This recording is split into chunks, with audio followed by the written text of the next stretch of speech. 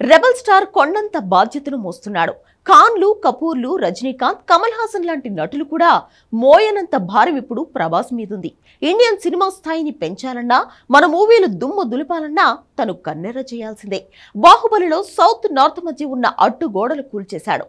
Pan India డోర్లు తెరిచాడు. ఎంత దర్శకుల పనే ఇదైనా అదే డైరెక్టర్ మరో హీరోతో చేయలేని పని ఈ స్టార్ హీరోతోనే చేయగలడు. అదే రెబల్ స్టార్ కు మిగతా హీరోలకున్న డిఫరెన్స్. RRR తో గ్లోబల్ గా చరణ్, ఎన్టీఆర్ ఎంత మ్యాజిక్ చేసినా ఫస్ట్ పాన్ వరల్డ్ హీరోగా మారేది మాత్రం ప్రభాసేనా? పాన్ వరల్డ్ గేట్లు కూడా కూల్చే బాధ్యత తన మీదే ఉందా? Take a look.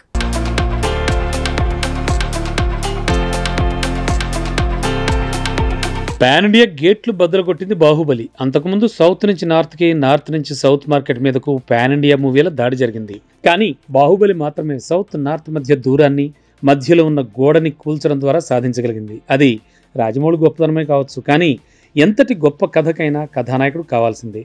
బాహుబలిలో ఆ రేంజ్ కటౌట్గా వచ్చి కత్తి తిప్పాడు కాబట్టి పాన్ ఇండియా గేట్లు బద్దలయ్యాయి. మరి పాన్ వరల్డ్ గేట్లు బద్దలు కొట్టేది కూడా ప్రభాసేనా అంటే ఖచ్చితంగా మొదటి అటాక్ మాత్రం తన నుంచే ఉండబోతోంది. నాగశ్విన్ మేకింగ్లో ప్రభాస్ చేసిన కల్కి 2898 AD మూవీ ఇండియా నుంచి ఫస్ట్ పాన్ వరల్డ్ మూవీగా రాబోతోంది. 10 భాషల్లో ముందు, ఆ తర్వాత 28 భాషల్లో, ఆ తర్వాత ఈ సినిమా రిలీజ్ కాబోతోంది. మహాభారతం కాన్సెప్ట్, ఆ పాత్రలతో మూవీ అంటేనే ఇండియన్ మార్కెట్ షేక్ అవడం కన్ఫామ్. ఇక హిందూ మైథాలజీ మీద వరల్డ్ మార్కెట్లో గొప్ప అభిప్రాయం ఉంది కాబట్టి కల్కి ఏమాత్రం బాగున్నా ఫస్ట్ పాన్ వరల్డ్ మూవీగా గేట్లు బద్దలు కొట్టచ్చు. పుష్ప 2, దేవర గేమ్ చేంజర్ కంటే ముందు రావడం వల్లే కాదు, కాన్సెప్ట్ పరంగా కూడా పాన్ వరల్డ్ కంటెంట్ అనిపించుకుంటోంది కల్కి మూవీ. సో బాహుబలితో పాన్ ఇండియా గేట్లు బద్దలు కొట్టిన ప్రభాసే కల్కితో పాన్ వరల్డ్ గేట్లు బద్దలు కొట్టేలా ఉన్నాడు.